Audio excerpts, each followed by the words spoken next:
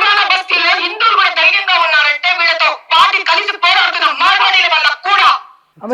Tongue slip అయింది ఆమె తెలుసారా అన్నది. ఇంకోటి కమ్మి నికృష్టులు. ఇప్పుడు ఆమె రాజకీయాల నాకు సంబంధం లేదు, నేను ధర్మం కోసం పోరాటం చేస్తున్నాడు అటువంటి ఆమె కాంగ్రెస్ పార్టీని ఎందుకు టార్గెట్ చేయాలి, కమ్యూనిస్టులు ఎందుకు టార్గెట్ చేయాలని నాకు అర్థం కాదు.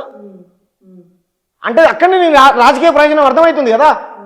నువ్వేం చేసావు, పెద్దమ్మ గుడికి సంబంధించి బంజారాహిల్స్ రోడ్ నెంబర్ 12 ఇక్కడే బస్తీ మీరు కూడా వెళ్ళారు, ఆ గుడి గురించి మాట్లాడుతున్నావు, సంతోషం, మాట్లాడాల్సిందే. ఆ బస్తీ వాసులందరూ కోరుకుంటారు, ఎప్పటి నుంచి అక్కడ పూజలు జరుగుతూ ఉన్నాయంట. 80 ఏళ్ళ నుంచి ఆ గ్రామ అదే ఆ బస్తీ వాసులందరూ ఆ తల్లిని పెట్టుకున్నారు, పెద్దమ్మ తల్లిని. సంతోషం, మేము కాదంటలే, మేము కూడా సపోర్ట్ చేస్తాం. ఇదే కోపం సమ్మక్క సారక్కలను అవమానించినటువంటి చిన్నజీఆర్ మీద ఎందుకు రాలే నీకు? ఏం మాట్లాడుతున్నావు మాధవిలత? రోహింగ్యాలు చాలా మంది వచ్చి తెలంగాణలో రోహింగ్యాలు వాళ్ళని ఏమంటారో కూడా నాకు తెలియదు. ఆ రోహింగ్యాలు నాకు ఎప్పుడైతే కనపడలే, ఓకే రైట్, కనపడరే అనుకో, ఉన్నారే అనుకుందాం. మాధవిలత గారు చెప్పినట్టు వాళ్ళని పట్టుకోవాల్సింది ఎవరన్నా? నేను హోంమంత్రినా?